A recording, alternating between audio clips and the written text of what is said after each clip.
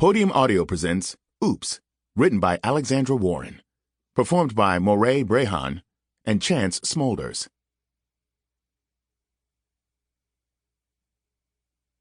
Camryn. I was going to kill Maverick Woods. He had one job, one single simple job that didn't even require him to leave his house to complete.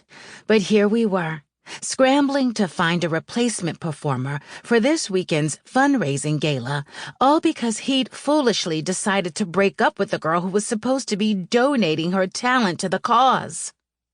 The girl we'd already spent thousands of dollars advertising. The girl people had paid good money in the name of philanthropy to see. And the girl who had now backed out because who would want to perform at a gala benefiting the foundation named after their ex's mother? Really? The only thing I could blame her for was getting involved with Maverick in the first place. He was, for lack of a better term, a fuckboy from top to bottom. The seasick waves, the thick, moisturized beard, the perfect white teeth that he sometimes liked to cover with a bottom row of golds. The tattoos, the designer clothes and gaudy jewelry, the ridiculously priced sneakers. Top to bottom wasn't an exaggeration by any means, and when you paired that with his knack for being a self-centered asshole, it made it hard for me to understand his appeal, especially for someone like Lillian Banks, who was known for being one of the sweethearts of the Hollywood scene before she started showing up in pictures with Maverick. Just like that, her whole image was exposed, going from the sweet songbird on every young adult sitcom to the party animal who was constantly getting caught by paparazzi after one too many. I mean, for her to have already been as big of a star as she was, it was wild to see how hooking up with the son of Maverick Woods put a totally different spotlight on her.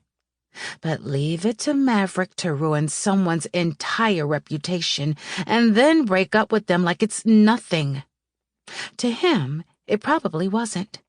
But to us, the people making phone calls to everyone we knew, trying to find someone to replace Lillian in this weekend's performance, it was the kind of stuff that made you want to choke the person on sight and deal with the consequences later. Obviously, I couldn't do that if I wanted to keep my job. With every negative response the foundation received, thanks to the booking being so last minute, I considered it more and more. My shoulders tense as I dialed up another manager and started praying silently until they picked up. "Caleb Peterson speaking." Putting on my professional voice, I crooned, "Mr. Peterson, hi. This is Camryn Cox with the Maverick Woods Foundation. How are you?" "I'm all right, and yourself?"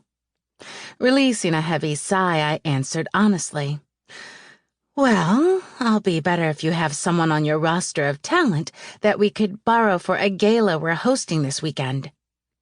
Like everyone I'd called before him, there was already some apprehension in his tone when he repeated, "This weekend?" I know it's super short notice, but unfortunately, our performer dropped out earlier this morning, and now we're desperate.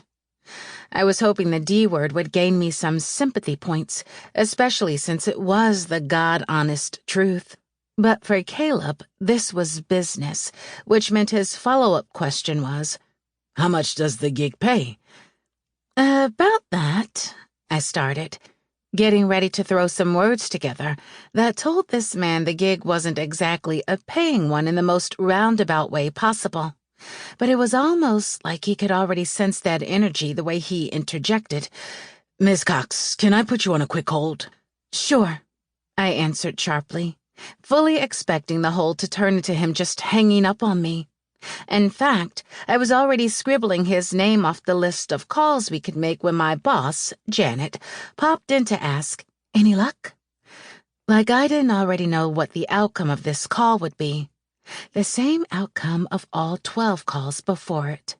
I covered the speaker with my hand so that I could whisper, Sample complete. Ready to continue?